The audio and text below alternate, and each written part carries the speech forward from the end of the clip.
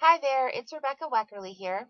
Today I'm going to show you how I made this cute little spinner card using products from My Favorite Things and a few others along the way.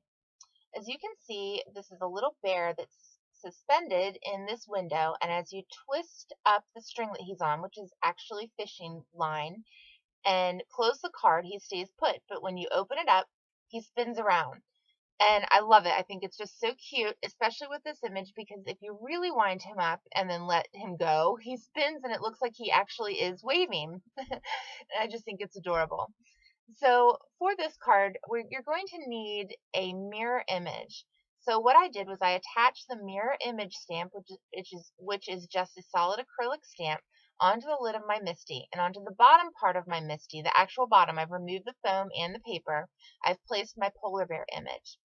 I've inked that up with the VersaFine Black Onyx ink, which really is the best ink I have found for this. It stays wetter longer, and you need something like that with this mirror image stamp. And then what I did was I reinserted my foam, the paper that I'm using, which is the Nina Classic Crest Solar White, and just went ahead and closed the Misty door, and there's my image.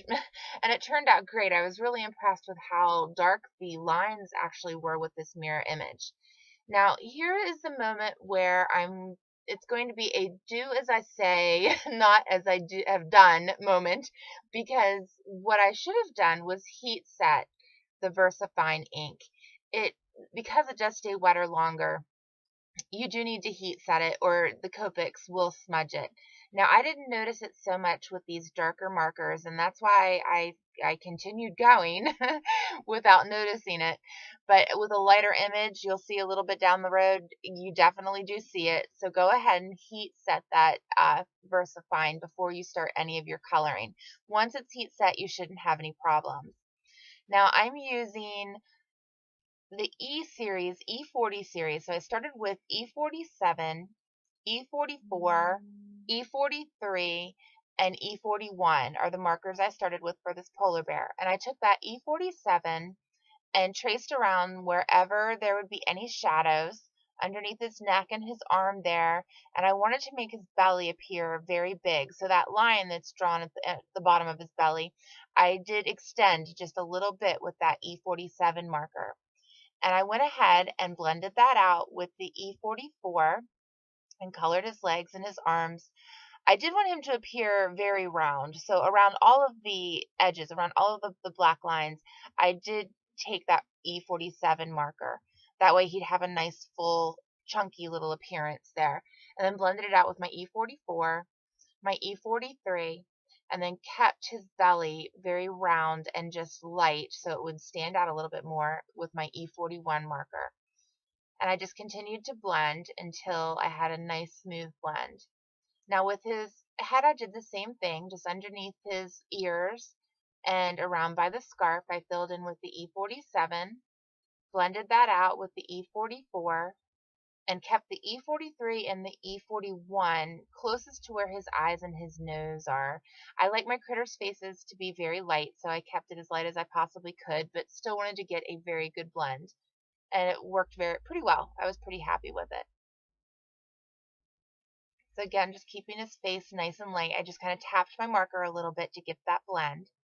Now for his scarf, I used B00 and B05. I took the B05 and colored in at the top and bottom of the stripes on his scarf, and then closer to his body with that E05. That's my darkest blue. And then blended that out with my B00. And this is where I started to notice, oh my gosh, my black lines are running. So as you can see, I went into a little bit of panic here, and I went ahead and grabbed my Wagner heat gun, which I love. That is definitely worth the investment. If you're in the market for a new heat gun or just want to upgrade, I highly recommend it. It's an investment. It's about $50, but it heats up in a second, and it's great. It's my power tool. It's great. It's just a very nice product to have, and it's definitely worth it. Now, for the other stripes on his scarf, I used G21 and G07. So with the G07, which is the darkest marker, I colored the top and bottom of his scarf and then closer to his body, those stripes that are on his scarf.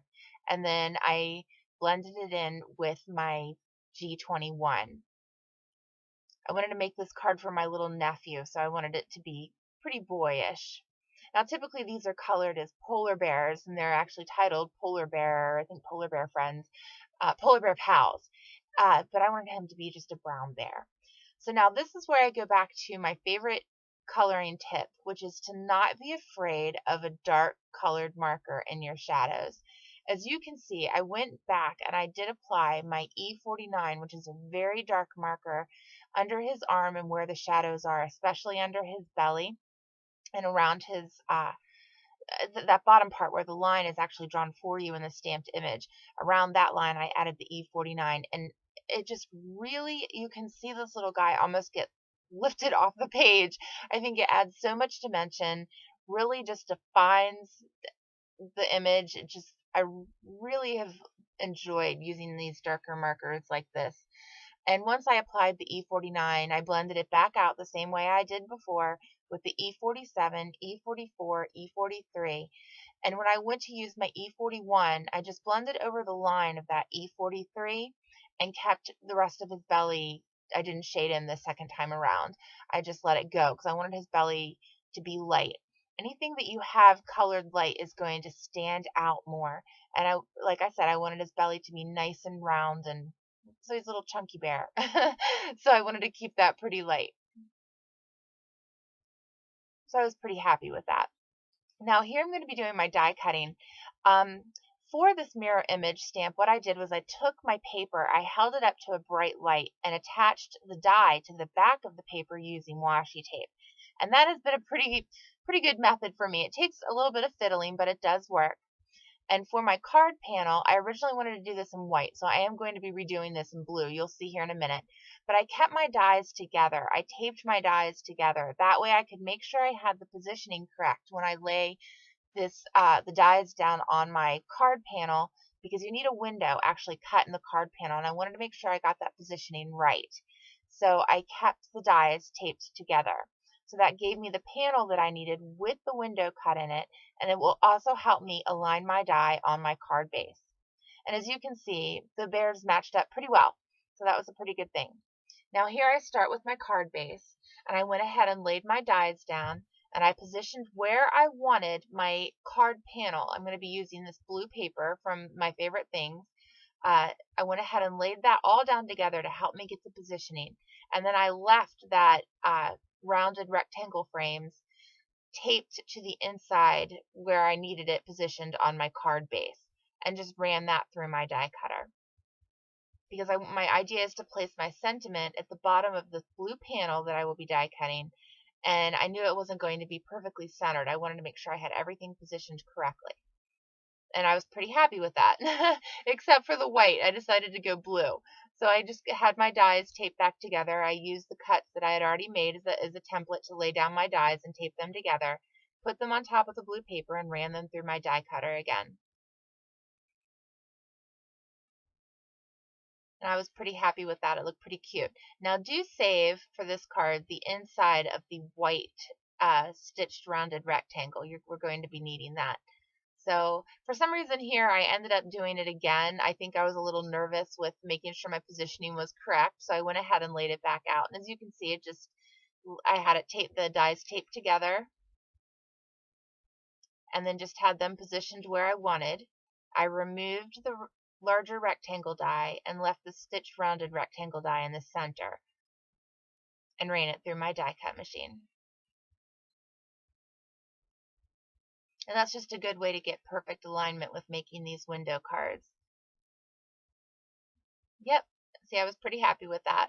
Now with my little bear, I first ran some score tape down the center of him, attached the fishing line, leaving a few inches at the top and the bottom.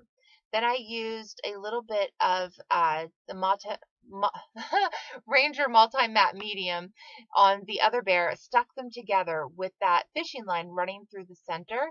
So he has the fishing line coming out from his head and then coming out from underneath his belly, and that is how we're going to be attaching him to my card. I went ahead and stamped my sentiment with Versamark ink and covered it with the white ultrafine embossing powder and heat set that. And I brought out my trusty Milwaukee heating, or not Milwaukee, it used to be Milwaukee, now it's Wagner, my Wagner heat gun. And I wanted to attach my card panel. But first, before you do that, you need to lay your little bear down. I added really strong adhesive, again this score tape, right at the top of the window. And it's best to cut. I sometimes do tear, but since I knew I was going to be laying cardstock over top of this, that blue panel, I wanted to make sure it was very smooth underneath. So I went ahead and cut the tape rather than tear it. Sometimes when you tear it, leaves little edges, and I don't like any bumps in my cards. So I went ahead and made sure I cut it so I'd have the flat end, and just attach the fishing line to that tape at the top and bottom of the window. And then I used some of the Ranger Multi-Matte Medium to attach the card panel over top of that window. And then you can just line it up. You can just feel on the inside and make sure you have it exactly where you want it to be. And there you go. And it's just, I get a kick out of this every time. I'm hoping my nephew does too when he receives this little card. So I just flattened it out, made sure that tape was very, very stuck down so that fishing line doesn't pull out. So go ahead and rub it on the inside of the card as well. Now for the inside panel, I used the inside of the stitched rectangle, and I took several sentiments from the Hug stamp set by My Favorite Things and laid them out on my acrylic block. And I'm stamping them with the, I think it's Berrylicious stamp dye ink by My Favorite Things, and just laid it across that panel and stamped diagonally.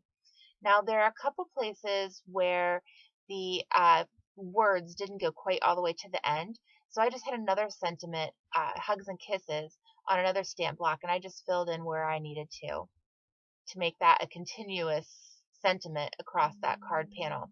And then I attached that to the inside using the Multi-Matte Medium as well. And then just to position it, because you have a little bit of wiggle time with that liquid glue, just centered it up. And there we go. Now I went ahead and colored his nose with my black glaze pen, which I love that thing. It gives a little bit of dimension, and I just think it looks really nice, especially when you do the critter's eyes and nose. It just makes their face stand out. And there you go. That's my card. Thanks for watching, and I hope you will join me again soon.